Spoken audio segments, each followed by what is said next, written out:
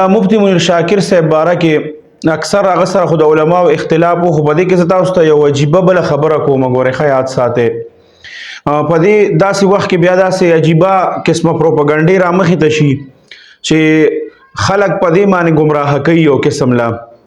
هغه سره د علماو چې د چا اختلاف او هغوی هم د هغه په باره کې ویډیوګانې جاري کړې د هغه په حق کې ځکه چې د مرګ نه بعد به بیا سړي پسې څه خبرې وکړي چا چې استفتاګانې کړې وې او د کفر فتوې پې لګولې وې نو هغه ټولو تقریبا د هغه په حق کې ویډیوګانې جاري کړې خو په دې کې چې زه تاسو ته کومه خبره کوم نو دا تاسو په ذهن کې ځان سره یاد ساتئ په دې کې خلک چې کوم دی نو داسې قسمه دغه پروموټ کوي لکه په دې کې یو خبره دا خلکو راوچته کړه چې یاره مفتی منیر شاکر صاحب چې و نو دی خو ژوندی و اسپتال ته یې یوړو نو دی مکمل هغه ټایم کې ټیک و خبرې هم کولې او بل هغه کس چې ورسره و نو هغه هم وی چې یاره د ما سره خبرې وکړې چې بچي راغلې ما سره خبرې اترې مو وکړې نو وی چې بیا زه لاړم چونکې نور مریضان چې وو هغه ډېر زیات زخمیان وو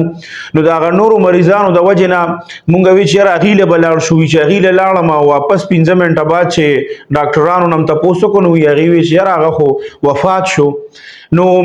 هغه ډاکټر صاحب چې دی نو هغه د د مرګ چې کوم دغه بیانو نو هغه دا بیانو په دې کې خلکو پروپاګنډه څه اوچته کړه پروپاګنډې دا اوچته کړه چې یاره دا خو مفتی صاحب چې و نو هغه خو چې اسپتال ته یوړو هغه خبرې هم کولې هغه ټیک ټاک و او دا د ډاکټرانو ورسره څه چلو کو نو څوک وایي چې یاره ستنې وله وواله او څوک وایي چې یاره څه پته نه لګي نه چې څه چلې ورسره وکړو نو په دې کې ګوره یاد ساتئ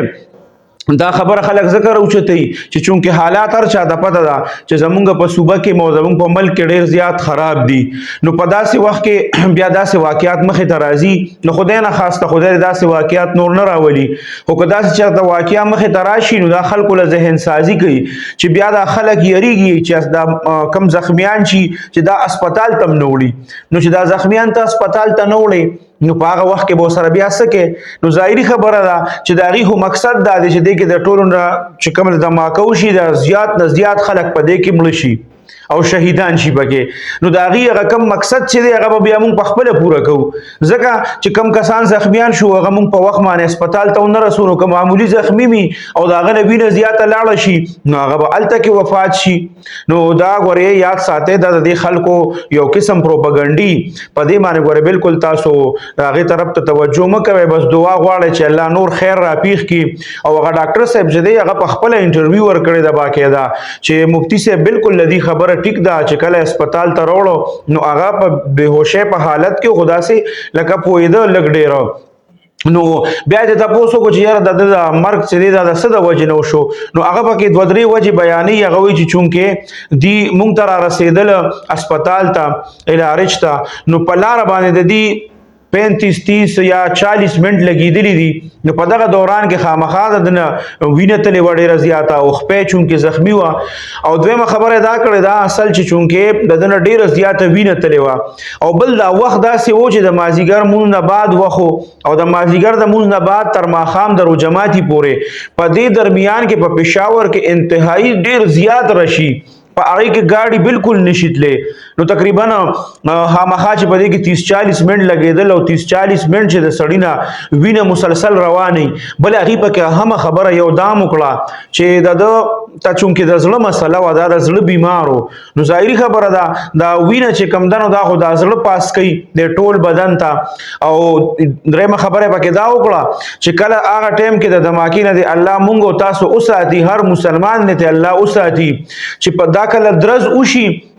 یو پېښور کې زه موجود وم کله چې مخکې حالات خراب وو خوا کې دماکه وشوه د سړي د غوږونه او د هر څه کار پرېږدي نو د دې نه دی الله مونږ او تاسو وساتي او داسې یو دوړه غوندې اوچته شي او چغې شي غارې شي او دا کم وخت کې چې دا زخمیان وړي هغې پسې چا پسې کپړې نه وي چا پسې یو څه د هغې نه دی الله مونږ او تاسو وساتي نو په هغه ټایم کې دا درز دومره خطرناکي چې دا ډایرکټ دا اثر چې کوم دی نو دا په زړه باندې کوي نو دې سره چونکې د مفتی صاحب د زړه بیمار هم نو وایي د هغې اثر پې هم شوی نو د دې د وجې نه او چې د زړه سړی بیمار وي او د هارت مسله می وتا نو خامخا داسې معمولی سيزونه چې هغه ته ډیر زیات پاغه باندې چې داسې یو سیز را پریوزي درزه مو کینو داغه پسله باندې اثر کوي نو هغه ته وایي چې د خپل کم ځای پنده پورې دغه ځای پورې یادول چې دا خوګ او زخمی و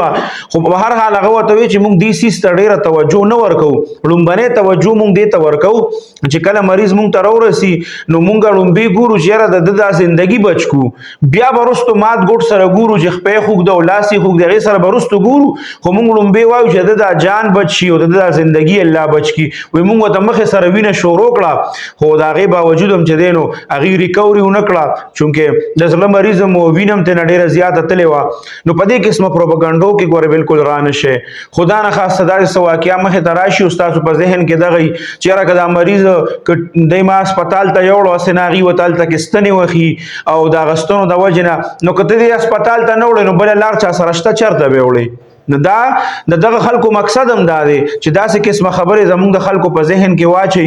چې یاره دا کم زخمیان چې دي چې دا هسپتال ته نه رسي د هغې مقصد به په اسانه پوره کیږي څومره چې خلک پکې زخمیان شوي هغه په هغه ځای کې ټول شهیدان کیږي او وفات کیږي به او د هغې مقصد هم دا دی چې څونه ډېر خلک په یو دماکه کې او په داسې حادثه کې یوسي په هر حال دا یو څو خبرې ما تاسو ته مخې ته کولې نو په دې کې د داسې واقعین او د داسې سانحین ګوره تاسو خامخا څه سبق اخلي او الله دې د ټول ملک د علما کرامو او د دیندار طبقه حفاظت وکړي او حکومت له پکار چې دې دپاره ټوس اقدامات وکړي دا به تر کومې مولانا حامد الحق صاحب شهید بیا ورپسې بنو کې بیا ورپسې په دې کویټه کې بلوچستان کې په کراچۍ کې دا رمضان المبارک میاشت شروع شوې ده تقریبا 15-16 داسې علما چې د خپل علاقې غټ علما او نامور علما او دا پکې اوس مفتی صاحب چې دی نو دا حکومت له پکار چې دی په باره کې صداسي طریقه کار جوړ کړي دي خلکو ته که صرف دینی طبقه چی او مذهبي طبقه دا ټارګټي نو پکار چې دی حکومت د خپل طرف نه سکیورټي ورکي د مخکې ناغي ته خبردیا ورکي چې تاسو د خپل نقل او حرکت چې دا محدود کې نو دا په داسې حالاتو کې په داسې پروپاګاندا کې هرگز مرزه صحیح ده کنه ان شاء الله